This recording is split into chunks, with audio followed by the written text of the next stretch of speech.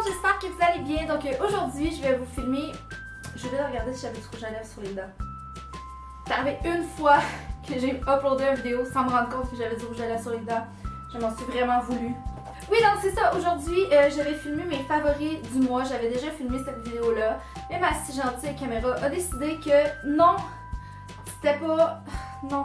Donc il a fallu que je le refilme. Donc c'est ça qu'on va faire aujourd'hui ensemble. Avant qu'on commence, je veux juste vous dire que j'ai ouvert une FAQ il y a comme quelques semaines déjà. J'ai pas encore eu le temps de la filmer, mais vous avez encore une dernière chance de me poser vos questions en commentaire en bas avant que je la filme, c'est-à-dire probablement la semaine prochaine. Donc premièrement, mon chandail vient du Dynamite, puis je voulais vous en parler parce que je l'ai trop aimé, ok, depuis que je l'ai acheté.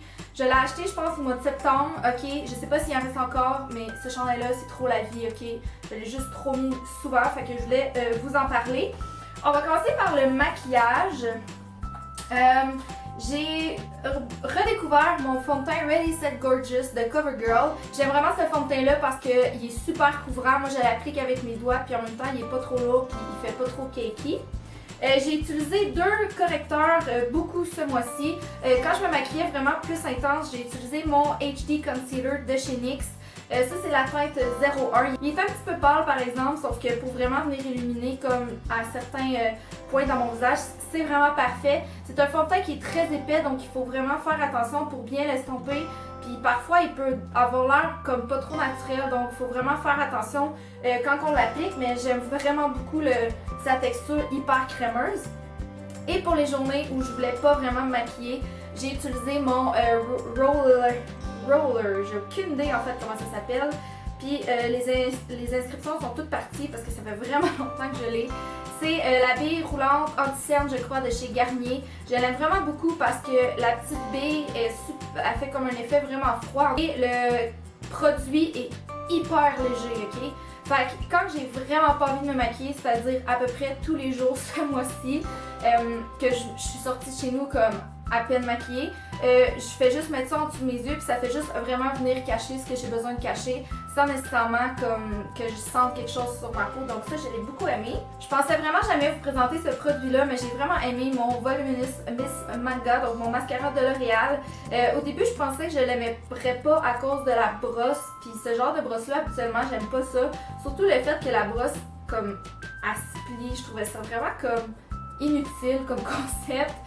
Finalement, ça m'a pas tant dérangé, puis je trouve que c'est un mascara qui étire vraiment les cils, qui donne beaucoup de longueur, beaucoup de volume. Moi, je le mélange avec mon L'Oréal Voluminous parce que je trouve que juste ça toute seule, c'est pas assez. Je m'attendais vraiment jamais à mettre ça dans une vidéo de favoris parce que je pensais même en parler dans une vidéo de produits que j'ai regretté d'avoir acheté parce que je comprenais pas pourquoi les gens l'avaient tellement aimé. Mais on dirait que plus je l'utilise en y redonnant comme plusieurs chances, maintenant je comprends. Un produit un peu random, ok? C'est un baume à lèvres, ok, fait par Hershey. J'avais reçu ça il y a vraiment longtemps, ok, dans un cadeau que Amy Fashion... J'avais gagné ça sur Facebook, genre de Amy Fashion Impact, puis elle m'avait envoyé comme un petit kit avec plein de trucs, puis ça c'est vraiment mon baume à lèvres préféré, ok. Premièrement, oui, il sent les Jolly Ranchers, puis il goûte les Jolly Ranchers. Mais il est vraiment super hydratant, genre vraiment. Fait que si jamais vous avez comme la chance de tomber là-dessus, là, achetez-le, pour vrai, ça vaut vraiment la peine. Je l'aime plus que genre toutes mes iOS, toutes mes lip balms genre de Nivea, tout ça, là, ça les dépasse toutes. On va continuer avec plusieurs drinks, enfin c'est pas des drinks à utiliser, là, mais plusieurs boissons que j'ai beaucoup aimé ce mois-ci, puis je pouvais juste pas vous en parler. Ici, c'est de Bolthouse Farms. C'est une boisson au chai à la vanille, ok? Si vous aimez le chai à la vanille du McDo, vous allez genre aimer cette boisson, c'est juste fou. Moi, je mets ça dans mes smoothies le matin et ça goûte juste comme tellement bon. Ça doit pas être comme particulièrement bon pour la santé, mais bon. C'est une boisson de thé et de soya et ça dit que c'est très protéiné et que ça donne une bonne santé cardiaque. Donc, ça peut pas probablement être trop mauvais. Il y a quand même 27 grammes de sucre. Mais bon.